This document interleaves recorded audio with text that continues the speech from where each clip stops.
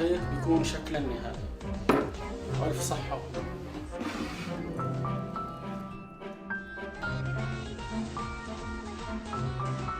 هذا طبقنا شكله النهائي، المطبخ الفرنسي اللي هو ستيك بابر مع سلطة حمص وجبنة ريكفورد. والف صحة.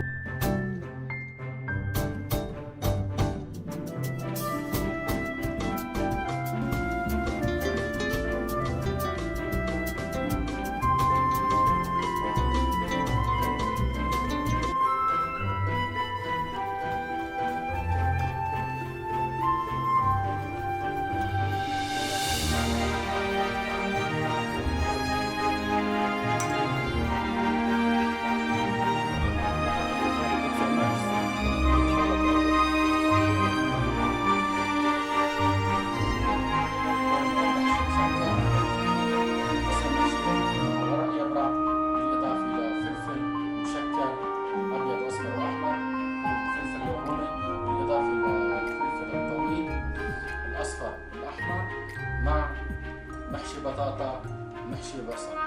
القسم الأول كبة بالسريع بالفرن، بالإضافة للكبة الني مع دبس بالفليفلي، وكمان كبة هرفلية مع الأقراص المقلية بالزيت، بالإضافة للكبة المشوية بالفرن مع البصل الأخضر والفليفلي والمخللات.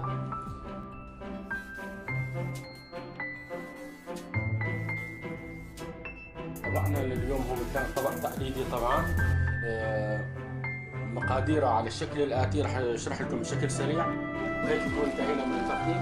طبعا انا تركتها 5 دقائق، حطيتها حميران مثل ما انتم شايفين، وهلا انتظروني لطبق التقديم. خلوكم